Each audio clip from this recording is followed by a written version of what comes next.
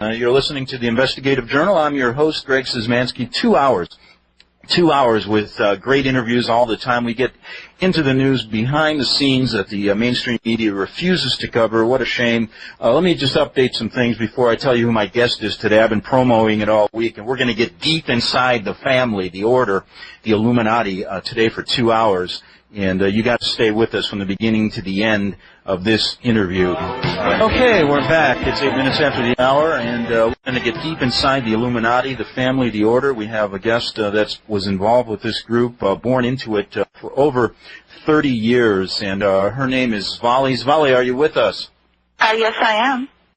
Well, it's nice to have you here, and I know you don't give radio interviews, and I really want to thank you because I think it really does help the American people understand about this secret organization that you were born into. So I guess before we, I guess we can just start from the beginning and tell us, right from the beginning, you were born into this from wealthy parents, and tell us about your training in this group and when you were a young child and then up into your orientation at the Vatican. Go ahead.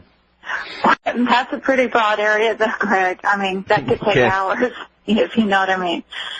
Yes, but if you could just outline it for us. Yeah. I mean, I was born in a group. I was born in Germany, came to the U.S. very young, and basically went through all the training that the group, all members of the group do undergo training to different degrees, depending on the role. By the time I was a teenager, I was a youth leader, and by the time I was 22, I became the youngest member of Leadership Council in San Diego County. And at that time, I was a head trainer. I was the sixth trainer. I eventually moved up to the second position. Mm-hmm. And when I was 12, I had mentioned with you the ceremony at the Vatican. That they really do make all leadership in the group undergo at some point. Now, basically when you were growing up, I remember you told me that you were instilled at a young age. You were born to a very wealthy, well-to-do family. You moved back to the States. You were told at a very young age you were special. You were chosen. Correct? Well, they tell everyone in the group that they're special and chosen. And, in fact, that's one of the things that made me very cynical when I was older is that, you will never meet a person who's an Illuminati who's not been told and programmed for years that they're special, they're the only one that can do things for, quote-unquote, family. But I was told, yes, I would do great things for family one day. And the reason why I guess I can filter some of this with an objective view is I know what my role in the group was, and it was over quite a significant number of other people.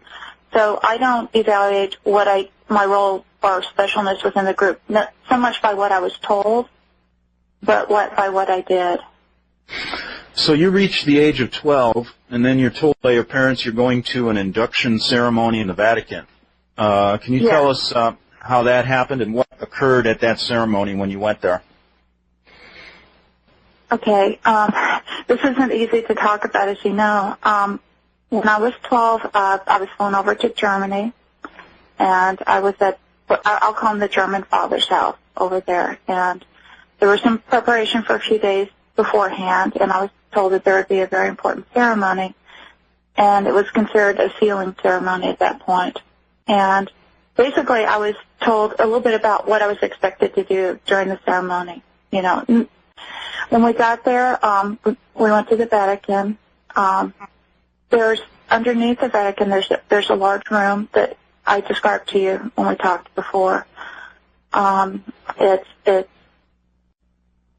has 13 catacomb chambers leading into it and what they do is they, as you go down these steps into the room, you can see that it's almost circular, and so they're all around it, and they bring out the mummies from the catacombs, and they set them beside each one, and they say that the spirits of the fathers watching over the ceremony. And during the ceremony, there was a large table in the center of the room. It was on top of a huge golden pentagram, and they had a ceremony there. Okay, now how many other children were with you being inducted into the family or the order, as they call it? There were two other children. at that point. But there were several adults too.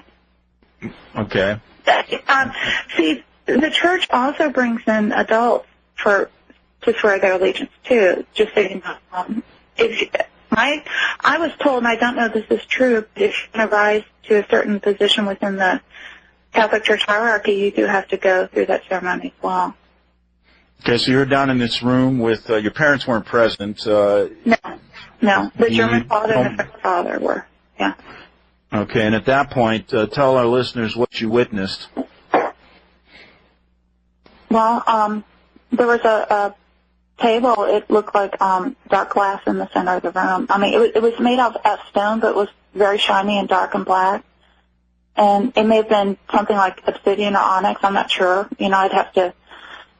That's the only time I've seen stone like that. And it had like around the corners, it had like these gold, I guess, channels that you know, to collect fluids. And little boy was placed in the center of the table and drugged. I think he was drugged because he was very quiet. He didn't move or say anything during the ceremony. This was a little 3 or 4 year old boy. Yes. Correct? Yeah. And then they continued to go ahead. They continued to do a child sacrifice. Yes, right in front of you. They did. Yes. Yeah, I told you about that before. Yeah.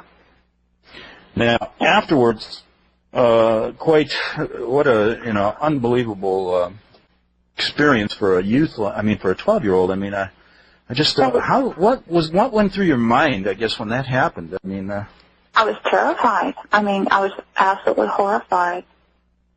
I can't describe the terror you feel when you go through something like that. And do you remember the words they were saying as this was going on?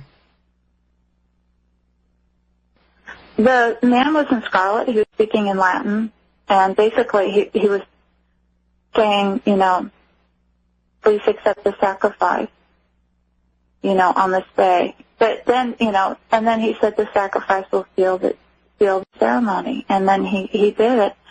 Again, I was so terrified that.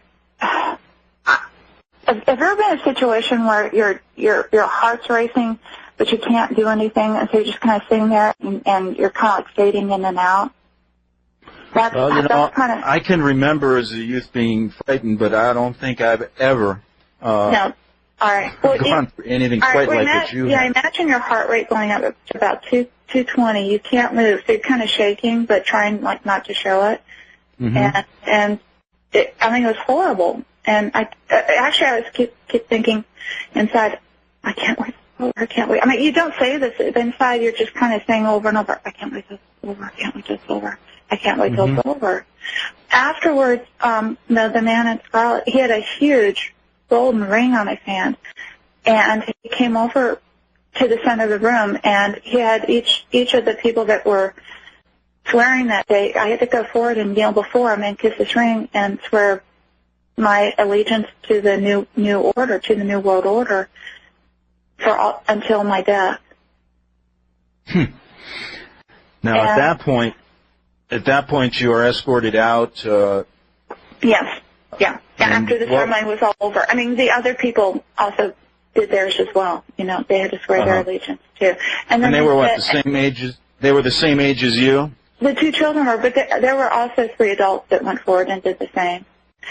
And afterwards, we were told, may the same to you or worse occur should you ever break this oath.